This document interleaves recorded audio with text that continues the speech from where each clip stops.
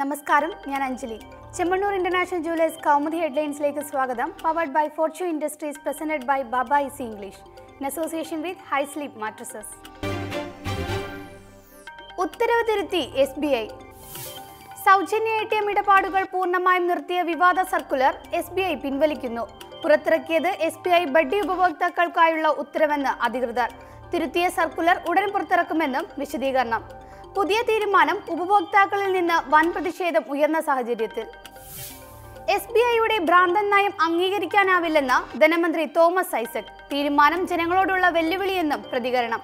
ATM വഴിയുള്ള ഓരോ ഇടപാടിനും 25 രൂപ സർവീസ് ചാർജ് ഈടാക്കി SBI വിവാദ ഉത്തരവ് പുറത്തിറക്കിയത് രാവിലെ. നിലപാടറിയിച്ച് സുപ്രീം കോടതി. മുത്തലാഖ് കേസിൽ ബഹുഭാര്യാത്വം പരിഗണിക്കാൻ വിസമ്മതിച്ച് സുപ്രീം കോടതി. മുത്തലാഖ് മൗലികാവകാശങ്ങളുടെ ഭാഗമാണോ എന്ന് പരിശോധിക്കും. മതപരമായ അവകാശമെന്ന് കണ്ടാൽ ഇടപെടില്ലെന്നും കോടതി. കേസിൽ ഇന്ന് തുടങ്ങിയ വാദം 6 ദിവസം നീളും.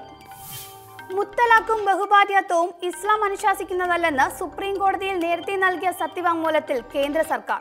കേന്ദ്ര നിലപാടിനെ എതിർത്ത് അഖിലേന്ത്യാ മുസ്ലിം വ്യക്തി നിയമ ബോർഡ്. കോടതി അവധിയാണെങ്കിലും മുത്തലാഖ് കേസിൽ വാദം കേൾക്കുന്നത് നേരത്തെ തീരുമാനിച്ചതനുസരിച്ച്. മാരിടൈം ബിൽ മടക്കി.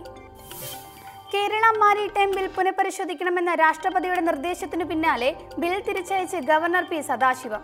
2014 നിയമസഭ പാസാക്കിയ ബില്ല് പിൻവലിക്കണമെന്ന നിർദ്ദേശം. ബില്ലിലെ ചില നിയമങ്ങൾ കേന്ദ്ര നിയമത്തിലെ വകുപ്പുകൾക്ക് വിരുദ്ധമെന്നും വിലയിരുത്തൽ. മാരിടൈം ബോർഡ് ബിൽ സർക്കാർ പാസാക്കിയത് ചെറുകിട തുറമുഖങ്ങളെ നിയന്ത്രിക്കുന്നതിന്റെ ഭാഗമായി. ബിൽ പുനഃപരിശോധിക്കണമെന്ന രാഷ്ട്രപതിയുടെയും പിൻവലിക്കണമെന്ന ഗവർണറുടെയും നിലപാടിൽ പ്രതിഫലിക്കുന്നത് ഭരണഘടനാ പ്രശ്നമെന്ന് പ്രതിപക്ഷം. എന്നാൽ പുനഃപരിശോധനാ നിർദ്ദേശം നിയമോപദേശത്തിന്റെ അടിസ്ഥാനത്തിലെന്ന് നിയമമന്ത്രി AK ബാലൻ. വിടുതൽ തേടി കർണൻ. കോടതിയലക്ഷ്യ കേസിൽ തടവ് ശിക്ഷ ലഭിച്ച ജസ്റ്റിസ് CS കർണൻ സുപ്രീം കോടതിയിൽ. 6 മാസത്തെ തടവിന് വിധിച്ച നടപടി പിൻവലിക്കണമെന്ന് ആവശ്യം. ഇത് സംബന്ധിച്ച ഹർജി ജസ്റ്റിസ് കർണൻ സുപ്രീം കോടതിയിൽ സമർപ്പിച്ചു. അതേസമയം ഉത്തരവിന് പിന്നാലെ മുങ്ങിയ കർണനെ തേടി കൊൽക്കത്ത പോലീസ് ആന്ധ്രയിലെ കാളഹസ്തിയിൽ. കോടതിയലക്ഷ്യ കേസിൽ ശിക്ഷിക്കപ്പെട്ട ഹൈക്കോടതി ജഡ്ജിയെ തേടി ബംഗാൾ പോലീസ് സംഘം ഇന്നലെ ചെന്നൈയിലെ വസതിയിലെത്തിയെങ്കിലും കണ്ടെത്താനായിരുന്നില്ല. ആന്ധ്രയിലെ ശ്രീകാളഹസ്തി ക്ഷേത്രത്തിൽ കർണൻ ഇന്ന് ദർശനത്തിനെത്തുമെന്ന പ്രതീക്ഷയിൽ പോലീസ് സംഘം. അറസ്റ്റ് ഇന്ന് തന്നെ ഉണ്ടായേക്കും. ജുഡീഷ്യറി നിരന്തരം വെല്ലുവിളിച്ച ജസ്റ്റിസ് കർണന് സുപ്രീം കോടതി 6 മാസത്തെ തടവ് ശിക്ഷ വിധിച്ചത് ചൊവ്വാഴ്ച രാവിലെ. ജ്ഞാനോദയത്തിന്റെ ലങ്കാപുരി.